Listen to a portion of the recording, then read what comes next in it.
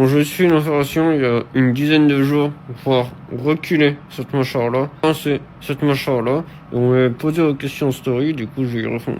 La question qui arrive le plus souvent c'est pourquoi j'ai fait ça. J'arrive à l'hôpital, j'arrive à 10h du matin, il m'a pris en charge à 15h. Pendant 4 heures il s'est acharné sur ma mâchoire. Je sais pas trop ce qu'il a fait, mais vu tous les points de suture que j'ai là, je dois avoir des points de suture ici aussi. Je crois qu'il a fait un carnage. Il m'avait dit, avant l'opération, il m'avait dit, je vais te démolir la gueule. Et je pense qu'il a vraiment démoli la gueule. Il a reculé là, il a avancé là, et il a enlevé les 4 dents de sagesse en même temps. Comme ça, tant qu'on y est, on y est. Donc tu te retrouves avec anesthésie générale. Je me suis réveillé, je sais pas à quelle heure, 21h, 22h.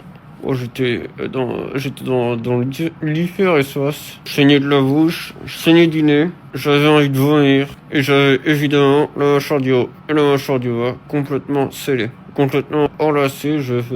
Aujourd'hui encore, je peux toujours pas bouger ni la mâchoire du haut ni la mâchoire du bas. Et en fait, je parle comme ça, comme si je pouvais pas parler. De base, c'est pas une opération qui a une visée esthétique, en tout cas pas pour moi. C'est pratique parce que ça fait un meilleur esthétisme.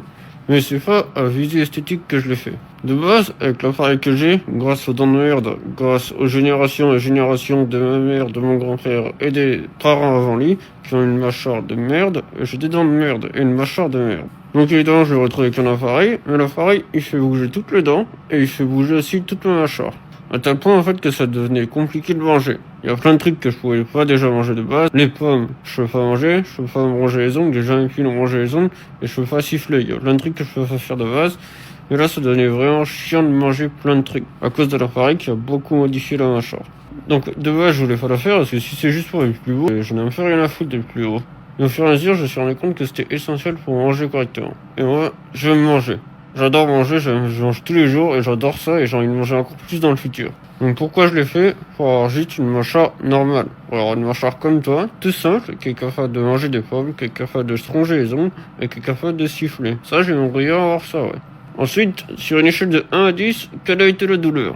Voilà, ça fait 10 jours, j'ai encore mal. Il y a pas une seule fois sur les 10 jours où j'ai pas eu mal. En plus, tu dors assis comme ça, tu fais pas du tout dormir couché, donc tu dors assis ou un peu incliné, donc tu dors très très mal. À chaque fois que tu tousses au milieu de la nuit, tu te réveilles pour tousser, t'as l'impression que tu vas t'étouffer. Mais en tout, de 0 à 10, je dirais que c'est pas le truc qui m'a fait le plus mal de ma vie.